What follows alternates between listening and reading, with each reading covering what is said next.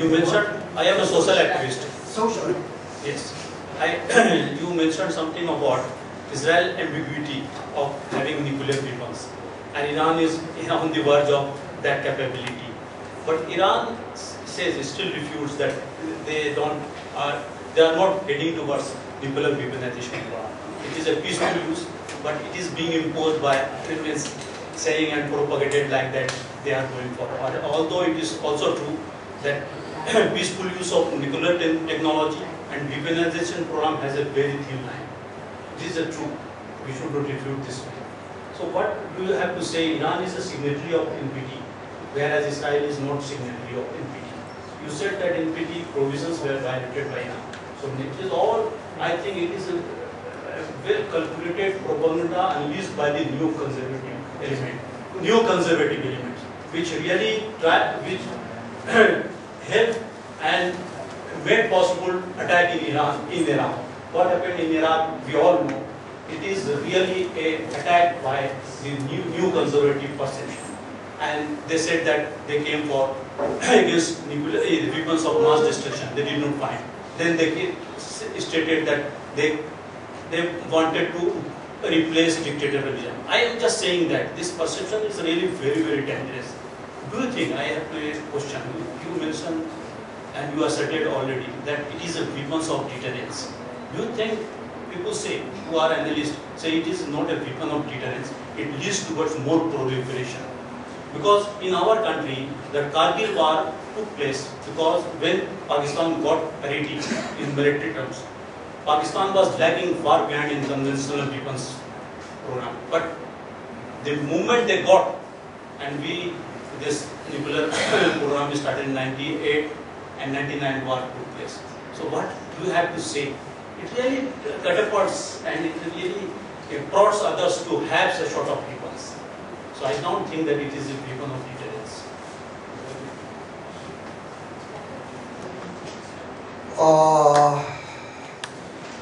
Nuclear weapons could be used in different ways. As I mentioned, they are in the first place deterrent for deterrent uses.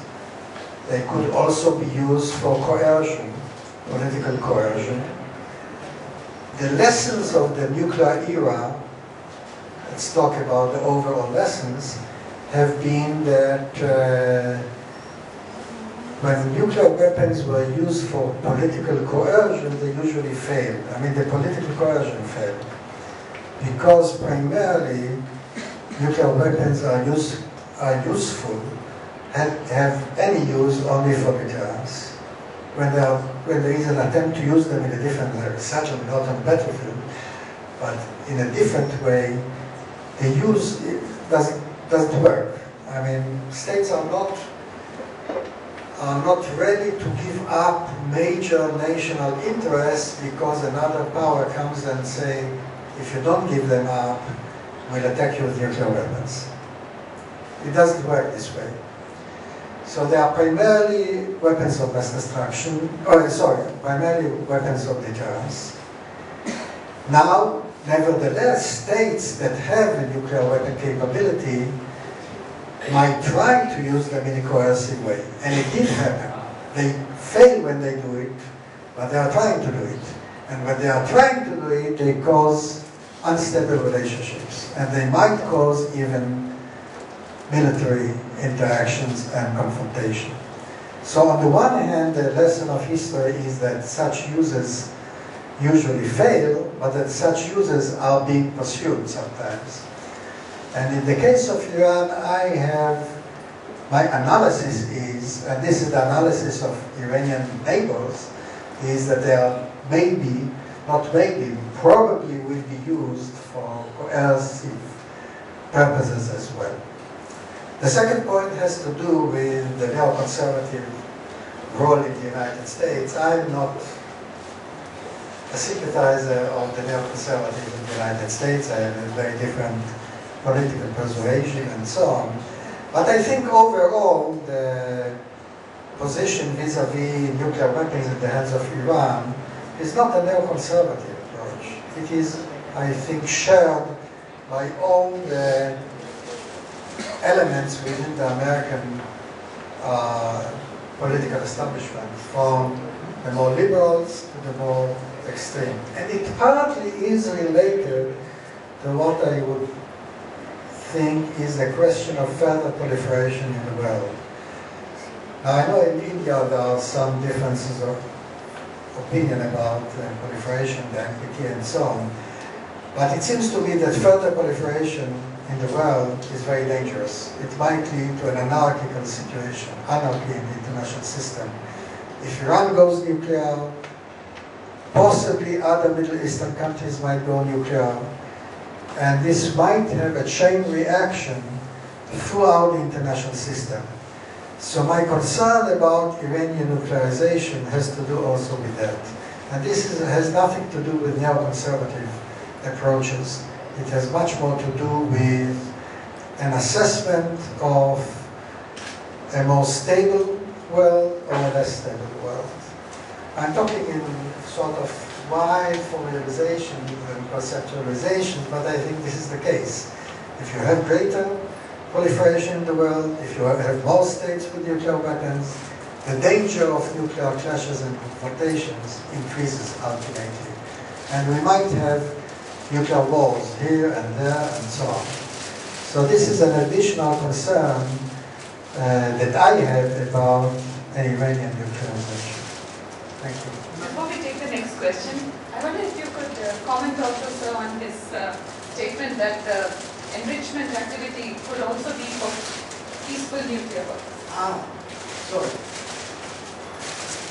Sorry, I corrected. Yes, it could be, of course. But the Iranian project, clearly, the enrichment project is for weapons purposes. Otherwise, you cannot explain the development of the missilery, the enormous investment in missilery. Otherwise, you cannot explain the secrecy in which the enrichment is conducted. Why not declare it openly and let the IAEA know about it? It did not. So you have one after the other of steps which indicate clearly that Iran is pursuing a nuclear weapons capability. And as I said, from an Iranian perspective, perhaps one could understand that, the term purposes that I had mentioned beforehand. But if you look at it from high up, internationally, you have the seeds of instability and anarchy. Thank you, sir. Next question. Who has the mic? 1 minute. You will get a chance. There's plenty of time. Who has the mic?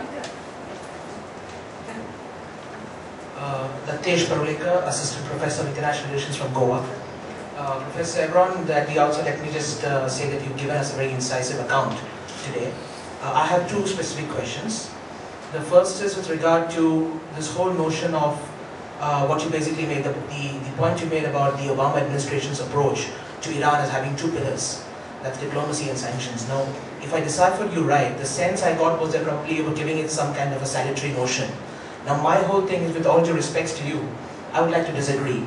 I think, if anything, it's only been a continuation of the Bush policy during Bush's second term, where we also saw diplomacy and sanctions being played in a very simultaneous manner.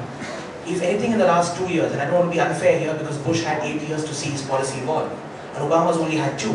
But even in the 2 years, the sense I get is that if anything, the policy has remained consistent, has probably gone backwards. Because I don't think in these 2 years, Iran has come anywhere closer to renouncing its nuclear ambitions. At least to Bush's account for his policy, he at least has Libya to show for as a state which renounced its nuclear weapons capability. So be it North Korea, be it Iran, I think the Obama administration hasn't quite done that salutary as you probably sought to indicate.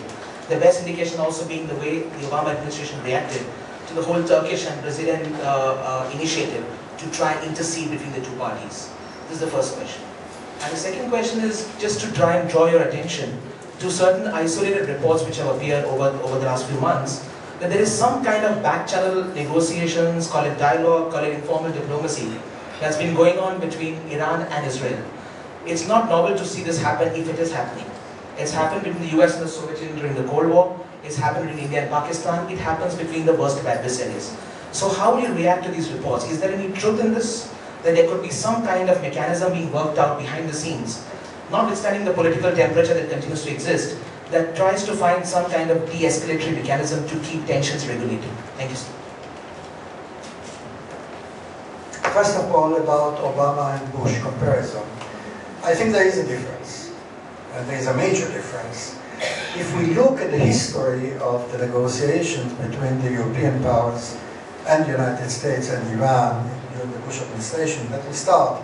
In 2003, and this was a missed opportunity, I think, Iran, one must say, because I'm looking at the realities of the world, under the impression of the American attack on Iraq and the quick dissolution of the Iraqi army, the surprising devastation of the Iraqi army within a very short period of time, compared to what Iran underwent for 9 long years of war with Iraq, and suddenly Iran faces an American military operation in which in 2 weeks the whole Iraqi army is destroyed without almost any American casualties.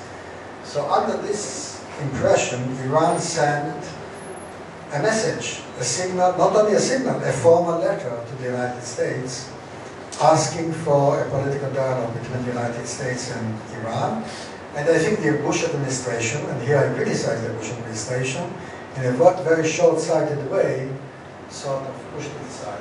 And I think this was a major mistake partly due to the influence of the neoconservative, the more hawkish group within the American administration that said, we don't care about your signals and so on, and so on. We want a regime change in Tehran. This was the position. Then later on, when the negotiations with the Europeans started, with Iran, and the United States became partly involved in it, there was an American precondition. First, you stop enrichment altogether. Then we are ready to start talking with you. I think it was a non-starter. So I criticize the Bush administration for that as well. And I said it openly to American officials when we met. I said it. I think this is a mistake. A dialogue, if you want a dialogue, you cannot place such a precondition. This was the Bush policy. And so the Bush policy faced an impasse. On the one hand, a precondition that could not be implemented. On the other hand, also no real sanctions that the Bush administration succeeded in mobilizing. The Obama administration, I think, changed it, and changed it in a very constructive way. It opened the door for negotiations and engagement with Iran. And incidentally, Iran, it took more than half a year on the part of Iran even to respond to Obama, which created a lot of red blood in Washington. I know that. Where are you? We are opening the door, you forget about us.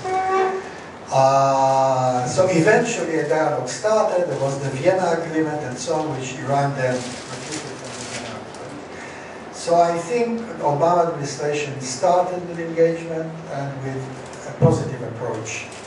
However, and I agree with the Obama administration on that, it felt, it assessed, and I think it rightly assessed that without also the stick or the threat of the stick, nothing will work. You need dialogue, engagement, accommodation, but you need also the stick. And the stick are the economic sanctions. And I must say, for the administration, the Obama administration, they succeeded in mobilizing Russian and Chinese support and so on. So there is a major difference between the two administrations. Whether it will succeed or not, that's a different matter.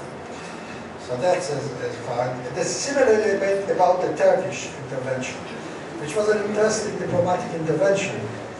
But this was an intervention which tried also to pull the rug under the American role and the American central role in the negotiation. And I think from the Washington's perspective, this could not be accepted. I think if Iran wants to negotiate, let's negotiate directly with us. You know?